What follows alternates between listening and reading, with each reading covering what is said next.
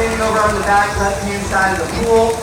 We are doing some major renovations over the stadium in the far back right. You can see we've got some cranes over there. We're doing a lot of repainting, recoating our front area. We're really excited for the improvements it will bring for our animals and also for our guest experience.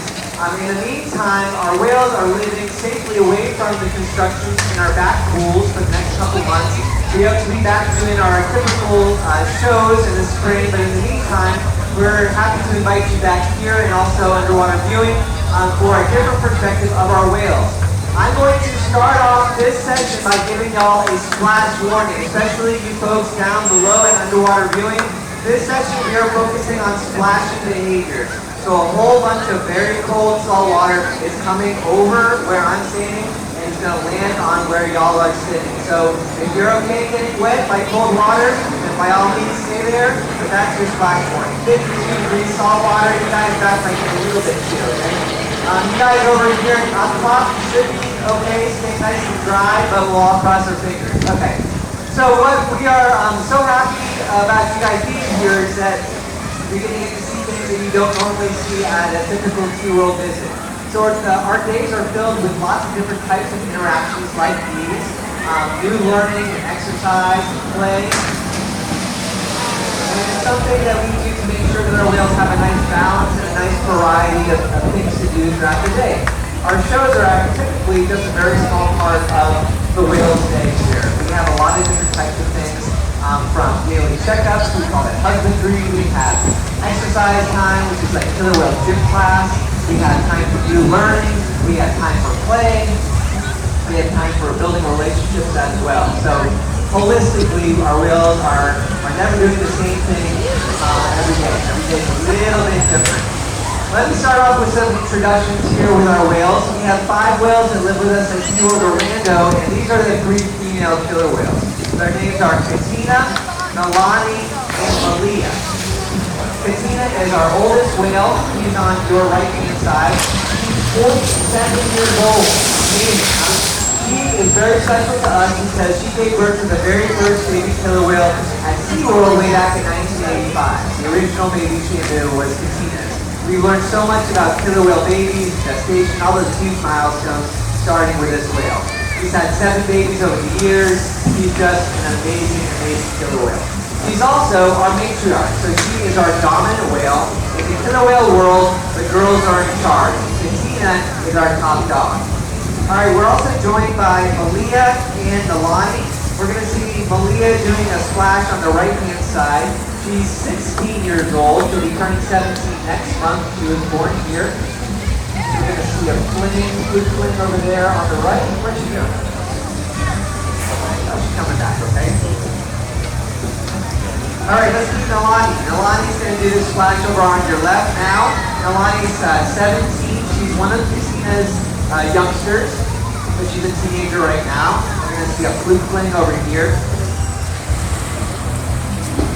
Beautiful. So such powerful tail flukes. We're able to send huge amounts of water up and over the side of the pool or over the glass if you are here at one of our typical shows. Now we communicate with the whales in a couple different ways. We primarily use body language and hand signals, which we teach to our whales. It's like a sign language that we created with them. We also communicate them with other ways. We use our whistles that we wear around our necks. Every time we blow the whistle like this, it's our way of letting the whales know, yes, that's exactly what I'm looking for. Great job. Come on back to me. You won a prize. The prize is going to be a different reward or different reinforcer each time. So our whole training philosophy is built on positive reinforcement. Behaviors that are reinforced are more likely to occur again in the future, and behaviors that are ignored are less likely to. So that's how we are able to teach a lot of these amazing behaviors through leading them through small little baby steps and reinforcing each step along the way through positive reinforcement. You'll see we're using some of these target poles throughout our session 2. It's just a buoy on the end of a long pole. That is a tool really commonly used in animal training that allows us to communicate a number of different things. It's one of the first things that a whale learns how to do by touching the end of their face to our hand. That's targeting. we can follow our hand around, left, right, up, down, or around in circles. And then we can use that target pole. If we raise it above the water, we can get to jump up high. If we put it down below the water, we can ask it to go down low, or a front flip, or a back flip motion. We get a whistle along the way, and a reward for each step along the way towards our finish goal, whatever it is that we're doing. In this case, we're using as what we call a recall. So every time we tap the water lightly with that target, it's asking the whale to come back to us. So it's working the same way as using our whistle. The whales are underwater at a distance, and they can hear that tap underwater a little bit easier than the whistle at a far distance. Beautiful fluke fling over there. Awesome. Now we have the 5 killer whales with us. We have about 20-25 trainers on staff at this stadium alone, and each whale has a team of trainers to interact with them. As a new trainer at our stadium, first of all, it takes typically well over 2 years before you do anything with a killer whale. So you are watching and learning. We have a whole coaching and mentor program here, so you're paired with an experienced trainer. Okay, awesome. So you are learning the science and the art behind the animal training, and getting to know our animals from kind of one side of the pool. And then when you first get put onto a whale's team, we move very, very slowly, pair you up with an experienced trainer, and then they get to know you and vice versa as well. The killer whales absolutely can tell all of us apart, which is amazing. They'll discriminate between trainers sometimes. They'll act one way with one trainer versus another trainer based on what your history has been with them. And really all the things that we do starts with relationship building. They're very relationship-driven animals, and the relationships that we build with them are very, very special. It's really hard to describe. It's way different even than your dog that is at home. They are amazing, amazing, smart animals too. So what the trainers did here, they just took a little bit of break. Each session, each time we interact with the whales is going to be a little bit different. Sometimes we'll stay playing with them for 45 minutes or longer. Sometimes it might be for 2 minutes. So each time is going to be a little bit different. So in this case, we started off over here in front of you, had a couple of splash type behaviors, and then they said, okay, we're going to take a really brief pause here, step away from the pool, and then their goal is to step up over on the stage in a different location too. So it's always keeping the section fresh, new, exciting for the animals. And in addition, you'll see that the animals are doing behaviors in different locations, in different positions of the pool, and then we also change where we reward them.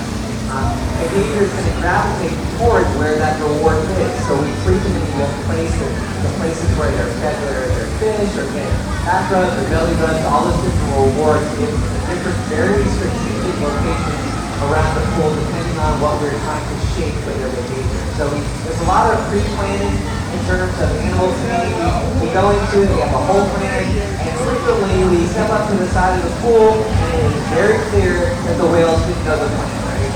So we put all this effort into it, and then sometimes things don't go as planned, and that's okay. It's one of the challenges of our job is that we're not robots. They have minds of their own. They don't do things perfectly every time, and that's really the fun of it. So we draw a lot of attention, and you'll see us get super excited when we get it right. And if the whales are a little bit confused or they're doing something that we're not expecting, then no big deal.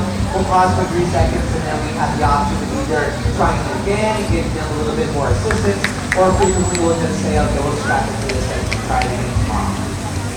Alright, so we started off at stage again. We're going to have all 3 killer whales do a fling. So this is a variation. Before you saw a lot of singles, just one whale, one whale, one whale, one whale. This time we're asking them to work as a team using teamwork. Beautiful. So we're able to have the whales do a lot of these amazing behaviors in unison. They're really good about kind of linking up and doing these jumps, splashes, and other things together. And it's really what makes killer whales such effective predators. They're the top predator in the ocean for a really good reason. Not only are they smart and fast and have big teeth, but they work as a team. Led by a dominant female, we have the other girls with her too, and that's what makes them really the wolves of the sea. Beautiful jump there in the center of the pool. Awesome. We call that a spy hop behavior. Beautiful. You hear the whistle? So that whistle happened at the top of the jump. That communicates to them, we like when you jump high, come on back to us. So gives you a little bit of a reinforcement. And a nice wave goodbye. Awesome session, guys. Really good work. Well, we hope you guys enjoyed getting kind of an inside look about how we care for our whales. We hope you learned something new. Again, my name is Justin. I'm going to be doing a lap around the perimeter here. If y'all have any questions about our whales, about our care for them, or about our training programs, please don't be shy. I love talking about our whales. Otherwise, thanks for joining us, and we hope you have a great rest of your day. All right, everybody.